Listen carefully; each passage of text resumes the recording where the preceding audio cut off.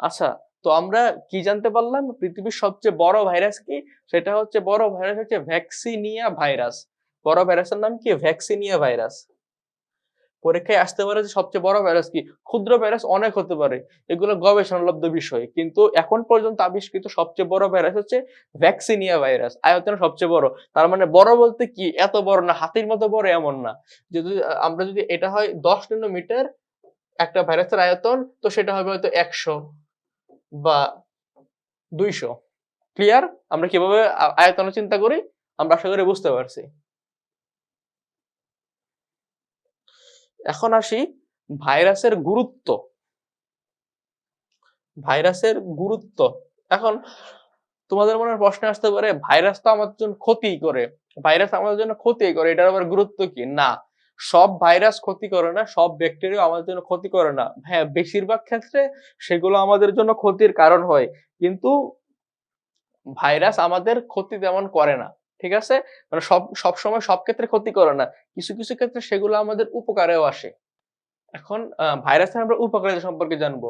তারা শরীরের মাইক্রোবায়োমের অংশ গঠন করে এবং আমাদের স্বাস্থ্য রক্ষা করে।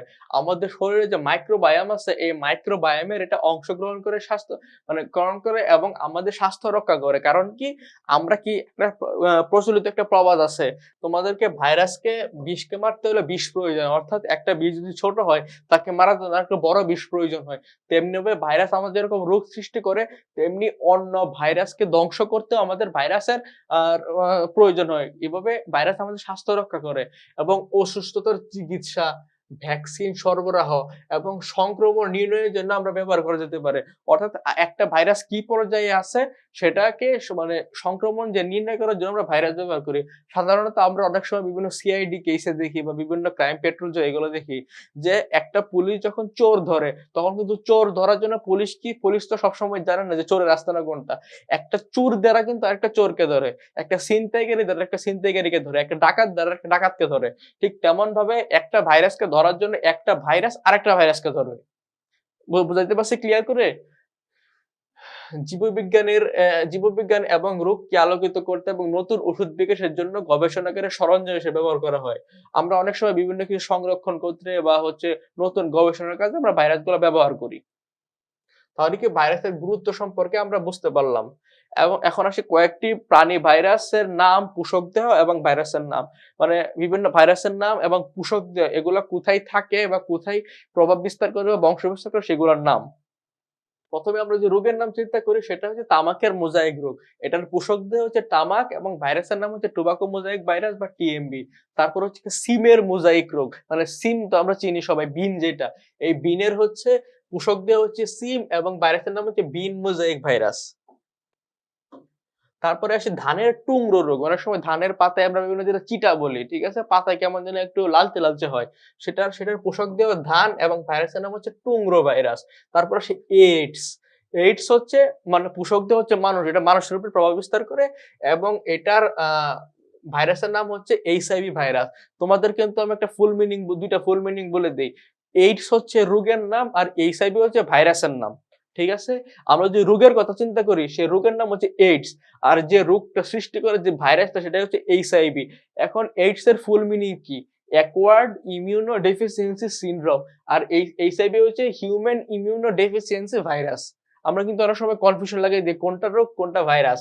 কারণ পরীক্ষার খাতায় ৬০ মিনিট সময়, ১ ঘন্টা সময় আর ১০০টা হচ্ছে এমসিকিউ।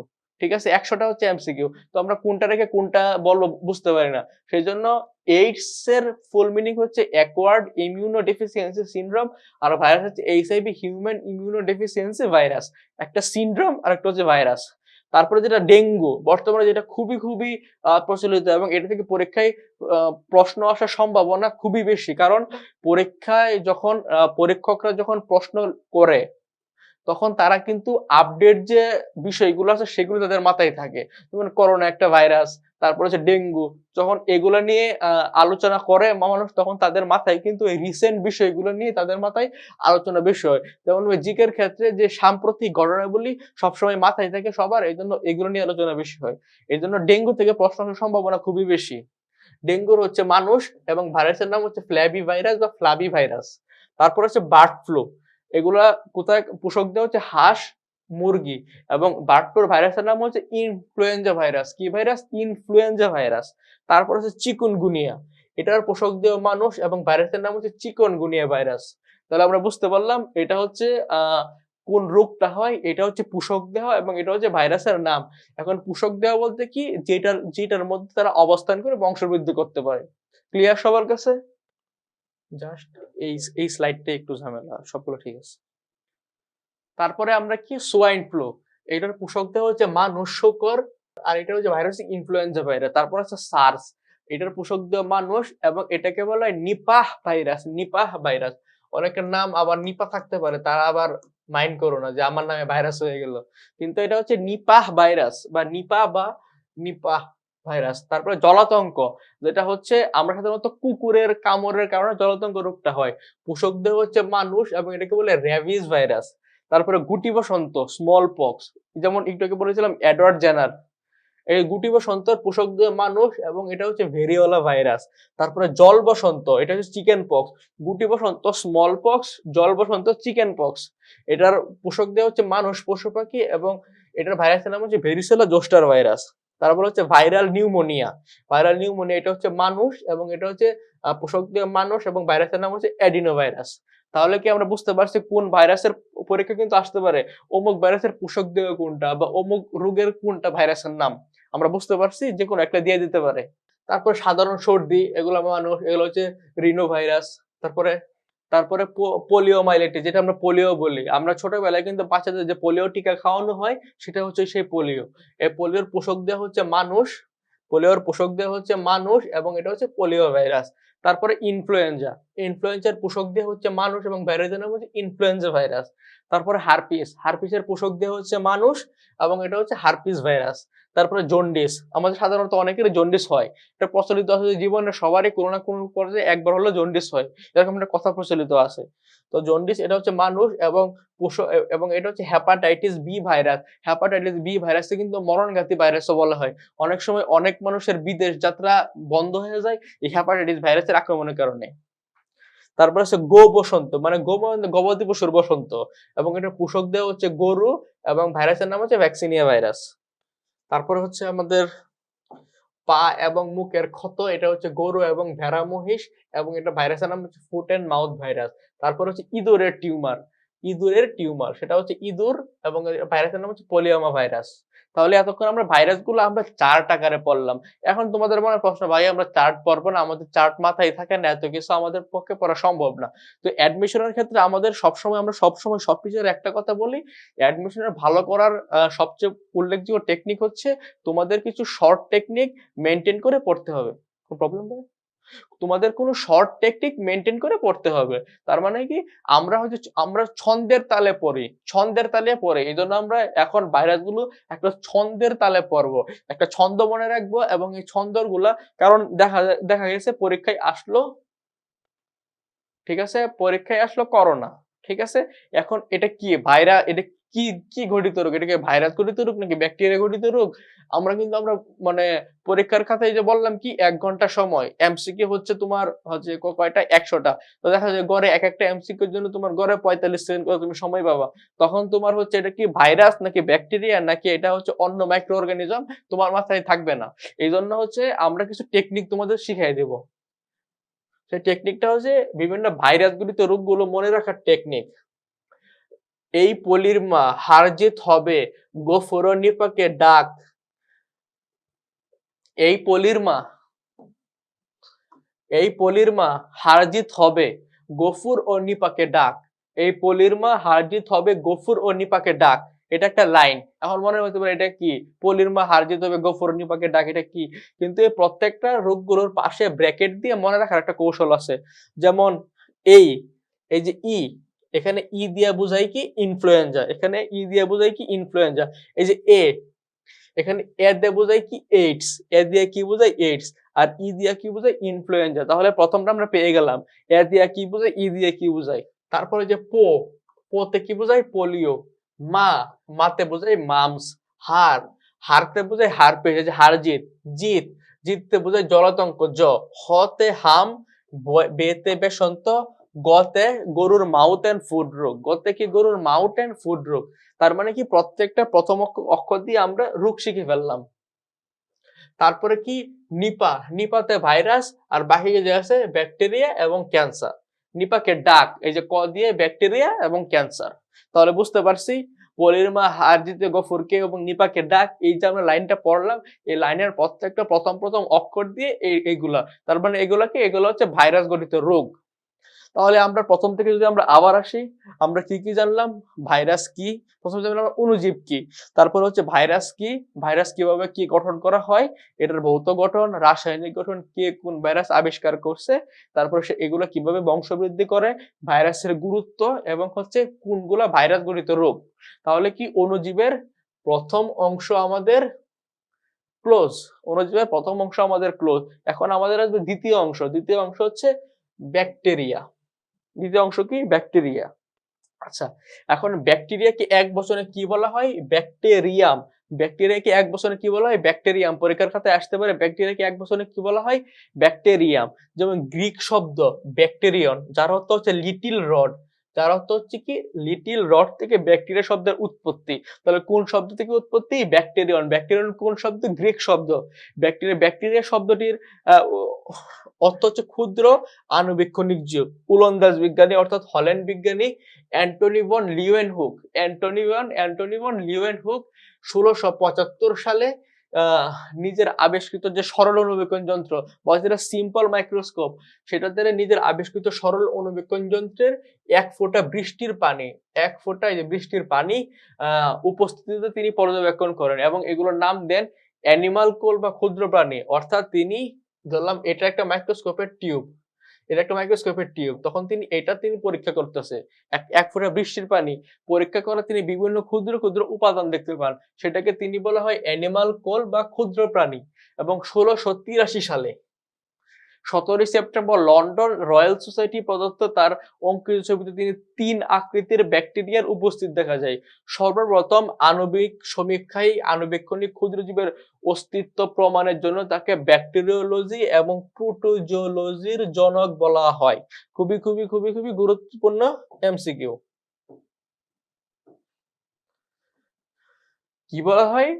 কাকে? অ্যান্টনি ভন লিউয়েনহুককে। তিনি এটা যে আবিষ্কার করছে এই জন্য তাকে ব্যাকটেরিওলজি এবং প্রোটোজোলজির জনকও বলা হয়ে থাকে। কাকে? অ্যান্টনি ভন লিউয়েনহুককে। তাহলে পরীক্ষায় এটা এমসিকিউ আসতে পারে, কাকে ব্যাকটেরিওলজির জনক বলা হয়? তিনি হচ্ছে অ্যান্টনি ভন লিউয়েনহুক। শুধু ব্যাকটেরিওলজি না, প্রোটোজোলজি। এখন তোমাদেরকে টেকনিক শিখাই দেই।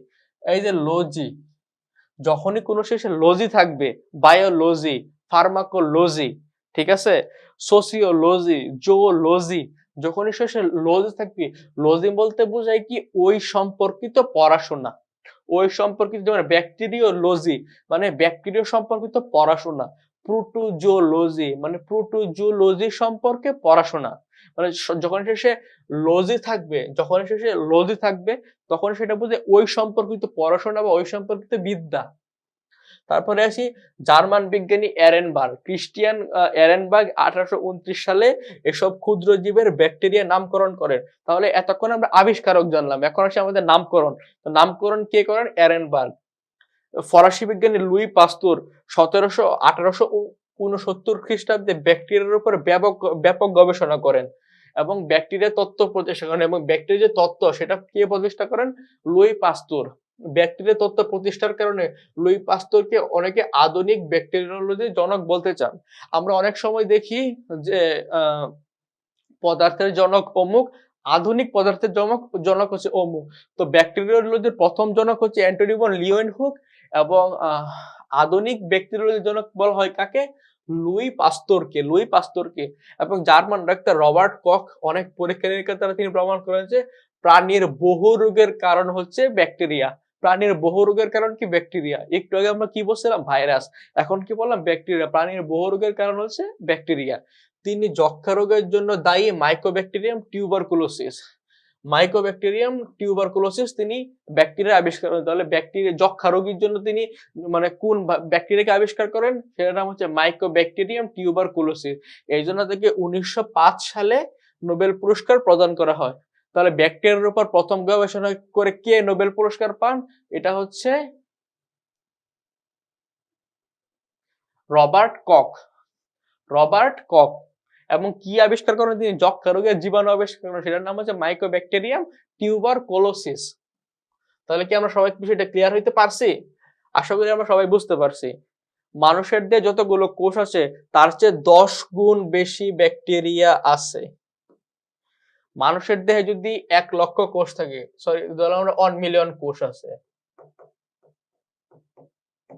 একজন মানুষের দেহে 1 মিলিয়ন কোষ আছে, 1 মিলিয়ন কোষ আছে, তাহলে তার 10 গুণ বেশি ব্যাকটেরিয়া আছে। যদি 1 মিলিয়ন কোষ থাকে তার 10 গুণ মানে 10 মিলিয়ন, 10 মিলিয়ন মানে 1 কোটি।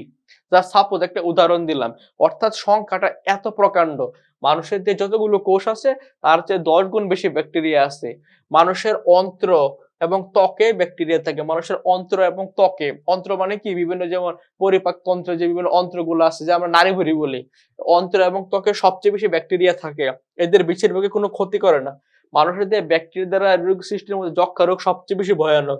যদি পরীক্ষায় আসে ব্যাকটেরিয়া দ্বারা সৃষ্ট কোন রোগ সবচেয়ে বেশি মারাত্মক বা ভয়ানক বা বিপজ্জনক, যে কোনো কিছু হইতে পারে, সেটা হবে যক্ষা। সেটা হবে কি? যক্ষা। তো যক্ষার জীবাণু হচ্ছে মাইকোব্যাকটেরিয়াম টিউবারকুলোসিস।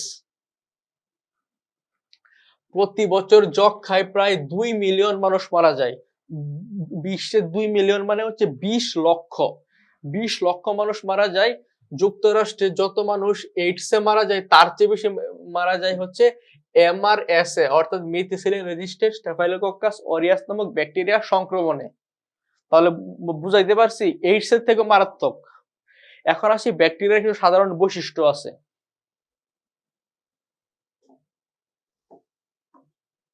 ব্যাকটেরিয়ার সাধারণ কিছু বৈশিষ্ট্য আছে, সেটা হচ্ছে ব্যাকটেরিয়া অত্যন্ত ছোট আকারের জীব, সাধারণত 0.2 থেকে 5.0 মাইক্রোমিটার পর্যন্ত হয়ে যায়। তাহলে কত? 0.2 থেকে 5.0 মাইক্রোমিটার পর্যন্ত হয়ে থাকে এবং এরা আণুবীক্ষণিক, অর্থাৎ মাইক্রোস্কোপ ছাড়া এদেরকে দেখা যায় না। এরা এক কোষের জীব, তবে অনেকগুলো একসাথে কলোনি করে বা দল বেঁধে থাকতে পারে। এই যে একটা বেসিক পার্থক্য পেয়ে গেলাম। বেসিক পার্থক্যটা কি? ভাইরাস হচ্ছে অকোষীয়, অর্থাৎ কোনো কোষ নাই, কিন্তু ব্যাকটেরিয়া হচ্ছে এককোষী, অর্থাৎ একটা কোষ থাকবে। অর্থাৎ কয়টা কোষ থাকবে? একটা কোষ থাকবে। কিন্তু অনেক সময় তারা অনেকগুলো একসাথে কলোনি বা দলবদ্ধভাবে থাকতে পারে, অর্থাৎ অনেকগুলো প্রতিবেশী মিলে তার মিলেমিশে থাকতে পারে। ব্যাকটেরিয়ার আদিকেন্দ্রিক কোষে 70S রাইবোজোম থাকে। তো 70 রাইবোজোম কত এস থাকে? 70S। এবং কোনো ঝিল্লিবদ্ধ অঙ্গাণু থাকে না। অর্থাৎ ঝিল্লি বলতে কি বোঝায়? পর্দা। অর্থাৎ কোনো পর্দাবদ্ধ অঙ্গাণু থাকে না। ব্যাকটেরিয়ার ব্যাকটেরিয়ার কোষ প্রাচীরের প্রধান উপাদান হচ্ছে পেপটাইড ও গ্লাইকান বা মিউকোপ্রোটিন। খুবই গুরুত্বপূর্ণ এমসিকিউ। ব্যাকটেরিয়ার যে কোষ প্রাচীর সেটাকে বলে পেপটাইড ও গ্লাইকান বা মিউকোপ্রোটিন। ভাইরাসের ক্ষেত্রে কি পড়ছিলাম আমরা? ক্যাপসিড। ভাইরাসের ক্ষেত্রে ক্যাপসিড, আর এখানে হচ্ছে পেপটাইড ও গ্লাইকান বা মিউকোপ্রোটিন। দুইটা কিন্তু একসাথে গুলায় ফেলা যাবে না। ভাইরাস হচ্ছে আমেরিকা, ব্যাকটেরিয়া হচ্ছে রাশিয়া। দুইটা হচ্ছে সম্পূর্ণ বিপরীত ধর্মী দেশ। ঠিক যেমন ভাইরাসের ক্ষেত্রে কি বলছিলাম? ক্যাপসিড। এখানে আমরা পড়ছি পেপটাইড ও গ্লাইকান বা মিউকোপ্রোটিন, সাথে থেকে মোরামিক অ্যাসিড এবং অল্প পরিমাণে টিকোইক অ্যাসিড। তাহলে কি ব্যাকটেরিয়ার কোষপ্রাচীরের প্রধান উপাদান হচ্ছে পেপটাইড ও গ্লাইকান বা মিউকোপ্রোটিন, সাথে থেকে মোরামিক অ্যাসিড এবং অল্প পরিমাণ টিকোইক অ্যাসিড থাকে। এদের বংশগতির উপাদান হলো দ্বিসূত্রক কার্যত বৃত্তাকার ডিএনএ অণু, যা ব্যাকটেরিয়াল ক্রোমোজোম হিসেবে পরিচিত। এটি সাইটোপ্লাজমে অবস্থিত। এতে ক্রোমোজোমাল হিস্টোন প্রোটিন থাকে না। ব্যাকটেরিয়া কোষের ডিএনএ অবস্থানের অঞ্চলকে নিউক্লিওয়েড বলে। কি বলে? নিউক্লিওয়েড বলে। এখন ভাইরাসের যেমন রূপগুলা মনে রাখার জন্য আমরা একটা টেকনিক পড়ছিলাম, এখন ব্যাকটেরিয়া মনে রাখার জন্য আমরা কিছু টেকনিক পড়বো।